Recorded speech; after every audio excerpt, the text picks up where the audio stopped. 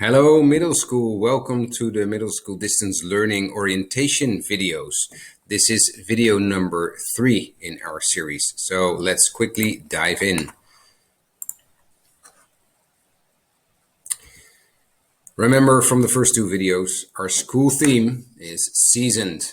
Let your speech always be gracious, seasoned with salt, so that you may know how you ought to answer each person. Colossians 4:6. I hope that it's slowly already sort of solidifying in your mind as the verse that accompanies our school theme.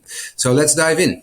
I haven't done this before, but in my third video, I would like to tell you a little bit about myself. This is me and my family. My name is Hans Kollenbrander. I'm from the Netherlands. We have 5 children. And we have been in the Philippines for about 9 years. For 4 years, I worked in urban poor ministry, and then the last 5 years at Faith Academy. My wife is working as a nurse in a TB clinic and an orphanage.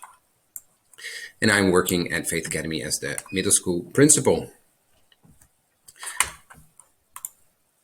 The mission of Faith Academy's middle school division is to foster growth and development of the whole child with a biblical worldview through active, purposeful engagement and authentic connections between staff, students, and learning.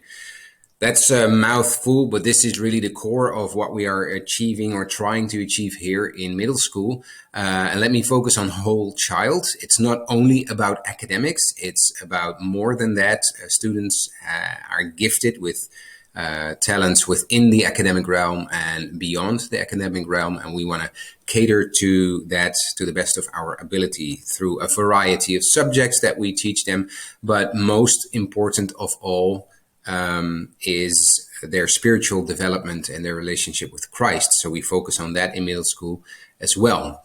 And in part, we do that through authentic connections. What does it mean to be you? How do you relate to others? To other classmates, to teachers, and to Jesus Christ. That is what we are aiming to develop here further in middle school.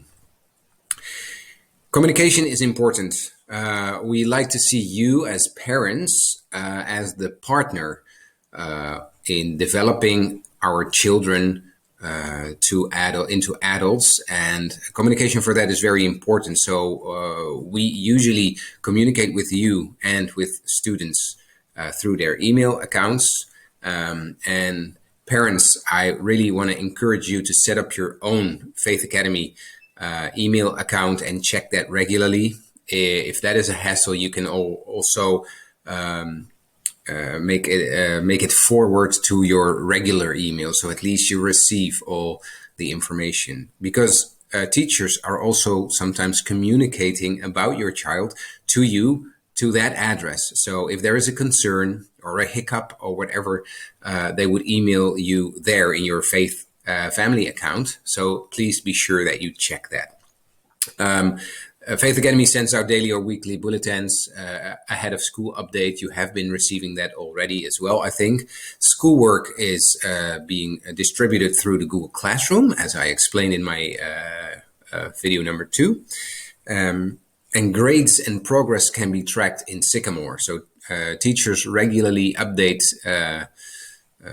Sycamore. And IT has given you access credentials to Sycamore website, and I will get back to that in video 4. The website is also where you can find a lot of information. We are in the process of transitioning to a new website, but that won't be until a little bit later early on in the school year, is my guess. I will also facilitate some open door meetings where you as parents can come to school, either in person on campus or in an online meeting. And there I will share about middle school and you can ask questions. Absence is maybe a little bit of a weird thing in distance learning, because your child is always at home, so never absent. But if your child is sick or there's another good reason that he or she cannot attend classes that day, we still would like to know. So could you please inform us, the middle school secretary and the teachers, that your child is sick, for example, and cannot attend classes. So they also receive some grace in submitting work a little bit later. One of the things that we do in middle school is a PBIS approach. This stands for Positive Behavioral Interventions and Supports. This is an evidence-based framework for improving and integrating all of the data, systems, and practices affecting student outcomes every day. Well, what does that mean exactly? This is a little chart. We use systems, data, and practices to sort of track and see student behavior. In that way, we can support student behavior, set them up for success better, supporting our staff behavior as well. And it's really working on social competence and academic achievement. And this also supports our decision making. So, for example, the systems that we have in place in terms of PBIS is that we have school-wide expectations. An example of that is the student policy for distance learning. So in every class, there is a general expectation or set of expectations on the students that gives clarity and sustainability and continuity, and that will help the students to be better set up for success. Student involvement in stating expected and desired behavior. It's a little bit less applicable during distance learning, but in a normal school year where we have in-person classes, we would have students come up with the sort of rules or expectations, like how do you behave in a school? What do you expect? In what kind of environment do you feel safe? What do you think is important? How do you show respect to one another? That is all being talked about in advisory groups, and then we come up with a matrix of expectations for different areas in the school. For example, how do you behave in a classroom? How do you behave in the V, the cafeteria, or in the hallways? We also track data. So attendance and absence is being tracked in Google Sheets or Excel sheets so that we can learn from that. To give you an example, if we sort of give out shout outs and demerits, if we have to give a demerit to a student, we would write it down and we can sort of see what happens on a daily basis. Is it, for example, is it showing in the data that usually after lunch, a lot of students get into a little bit of an argument or some pushing and shoving in the hallways? Is that a thing? So we can learn that from the data and then anticipate on that with good measures to help the students better, to be sure that it doesn't happen again. As said, in a normal time, we would give out demerits, but not only demerits, that is like a warning for students who do not meet the expectations, but we also want to focus, or we particularly want to focus on positive behavior. We don't say, hey, this is the norm, and if you don't comply, then you get in trouble. But we also want to acknowledge that you are complying with the norm, or that you are meeting the expectations. So therefore, we give out shout outs. So in-person classes, that will be a little paper that the student gets from the teacher with an encouragement, a pat on the back, or a praise. In distance learning, we changed that to a digital copy, basically. So if a teacher sends out a shout out, I can show you, it is automatically being sent to you. Here is a sample. Dear Pepijn Kallenbrander, it's my son. Congratulations, you received the shout out. Please find it attached. Have a great day, Mr. Hans Kallenbrander. So this is what you will get as parent as well. You can click on it and there you see the PDF of the shout out to Pepijn, grade 8, August 6th. You receive a shout out for being responsible and being self-directed in learning. So, and then a little blip from the teacher. He or she can write that down here. Obviously, this is an example, a sample.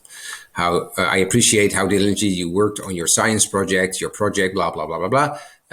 Thanks, Mr. Kallenbrander. So that is what the student receives. And we track that as well. And then once a month in chapel, we would do we will throw all these papers in a bowl and have a raffle, and students receive a prize. Okay, let me get back to this one. That's the shout outs. And then the practices that we have, as said, we want to focus on positive behavior. So also calling out students on that. Like, I really appreciate how well you did in your work or in your assignment, but also in relational things. I really liked how you stood up for Johnny when somebody said something unkind to him. Or I really liked how you held the door open for Mrs. So-and-so who had a stack of books or whatever. So we want to focus on that. We want to presume positive intentions. So not everything goes right. Not everyone is following expectations always, but first we want to ask, like, what happened? What did you do? Why did you not follow rules, etc. So presuming positive intentions is an important piece of our PBIS approach. And then sometimes things go wrong. Of course, students do not follow expectations. They break rules. And then we want to work from an approach of restorative practices. We want to look to the students' will to do better next time, and from forgiveness, we want to continue to work together as people and as students and teachers. Okay, that is the PBIS. And it is sort of culminating in or summarized in 3 school-wide expectations in middle school. You have maybe read this already in the student policy for distance learning. It's be respectful, be responsible, and be safe. Those are really the overarching rules. Most, or if not all, other rules and expectations fall under these 3 expectations. The shout outs, I've shown you that one. Done digitally this year. And PBIS Online is also being followed in our advisory groups. So in smaller groups, we want to come together to create a sense of community, to see how students are, to give them an opportunity to connect with each other as well. In small groups, boys only, girls only. Mostly with also same gender teacher, but I did not have enough male teachers this year to give every advisory group, every boys advisory group a guy. So a few teachers, female teachers, are leading a boys advisory group. The PBIS Online is also described in the student distance learning policy, not literally, but you get the sense of this positive approach and the belief in that students want to do well, second chances and grace, and working from that positive outlook. The shout outs and the catch-up days are also examples of our PBIS program. Catch-up days, the Fridays, we understand and acknowledge that students work at a different pace and sometimes have different capacities in certain areas. So therefore, the 5th day of the school week is that catch-up day. It is not an early weekend. So we also encourage you as parents to really check in with your students. You can have him show you the to-do button in Google Classroom so that all the late work shows up, and help them plan properly and organize themselves properly to finish the work for the week. All work should be, students should be able to finish all work for that week. And that is really nice, because then they start with a clean slate the next week as well. In that next week, they will have math and English again, but also 2 new subjects. So in the first week, electives and science, and then the second week, Bible and social studies. So if you are done with electives and science, then you only have to focus on Bible and social studies, which is nice. Otherwise, it gets all messy and blurry with a whole mountain of late work, and that is not setting the students up for success. So if you want to every now and then track and check on your students' progress throughout the week, you can through that button in Google Classroom, the to-do button on the left top corner. And then using that 5th day for the things on the program, like the assembly or chapel, the advisory group, the PE class, but also the time to finish the school week well, so that they can go into their weekend to have a well-deserved weekend. Okay. This piece is for new parents only. If you have been here before, or you're a returning parent, returning family, then you can just stop the video here, I guess, or fast forward. Don't stop, fast forward, because I have some looking forward things at the end of the video. So school services, first of all, the health office. So here you see who's in the health office. Youngsoon Sharon Park, Marion Curtis, Cheryl Spicer, and Sandy Farberg as the school nurses. Mrs. Farberg is furthering this upcoming year, and Dr. Hemades, the campus physician. The business office is led by Director of Business and Finance, Mr. Frank Cherry. You have been receiving emails from that office as well by now, I assume. Then there's school services, the IT office. If you have an issue, a problem, a question, itservants@faith.edu.ph is the email address through which you can get into contact with them. And the side-by-side is a parent-led group for parents and through parents, supporting each other. If you have any questions, you can talk to the side-by-side group. Again, this is something we are still sort of reinventing during a distance learning format.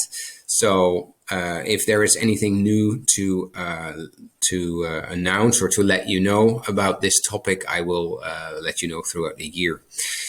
Then finally, for new parents, we would really like to have a picture of your student. We pray every week for a set of students, and we do that using pictures. We go through all of the pictures on a cycle, so to speak. It's also helpful for us to upload it to Sycamore, so it helps you as well.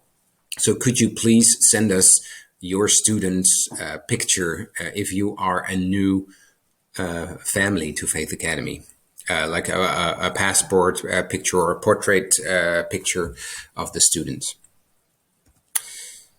Then this is almost the end of the video. Stay connected, stay tuned for the fourth video. I hope to send that out soon as well. And in that video, I talk a little bit about Sycamore, about technology training, and about the next week's activities, the last week before school starts.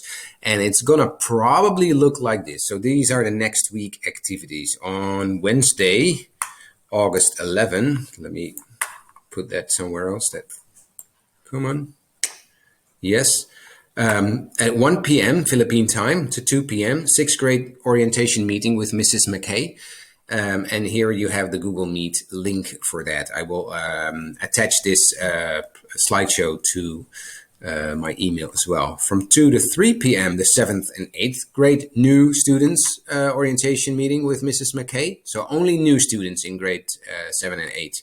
So 6th grade is all students because you're sort of all new to middle school, okay? And then from 3 to 3:30 p.m. on Wednesday, August 11, is an optional question and answer session for all middle school students with Mr. Columrender. That's me.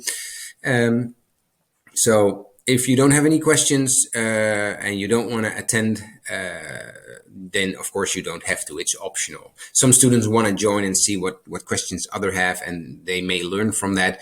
Feel free to join or not join according to your needs. That same thing will probably happen on Thursday at 3 p.m. Optional Q&A session for middle school parents. And on Friday at 1 p.m., a middle school assembly for middle school students. Meet your teachers there. So we will briefly have an assembly just as sort of to kick off the new school year together before actual classes start on Monday.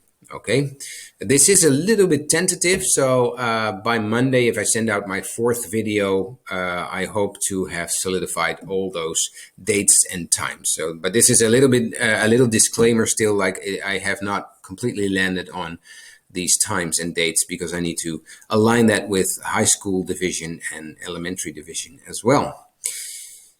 Okay, so here is a reminder. Sign the student policy as described and explained in video 2. Another thing is access your Faith Academy documents only through your Faith Academy Gmail account. So if you want to look at a policy or a slideshow, this slideshow that I will be sending out is only accessible through email accounts ending in faith.edu.ph. So that's your parent or your Faith family account. If you are online through your personal Gmail account and you want to enter or enter the document, then you will get a message like, hey, you are not allowed to see this. And then you can send me a sharing request, but I will deny that request always if it doesn't come from a Faith Academy address. And if it is a Faith Academy address that you're sort of browsing through your account, then you won't get that access denied message. Okay. And lastly, if you're a new parent, please send me your child's picture in this format, preferably first name, last name, and then the grade that he or she is in, so we can quickly add them to the right Sycamore account. Okay, thank you so much for your time, and see you in video 4. That will be the last video. Bye. Oh, het is niet aan. Het is voor de deur.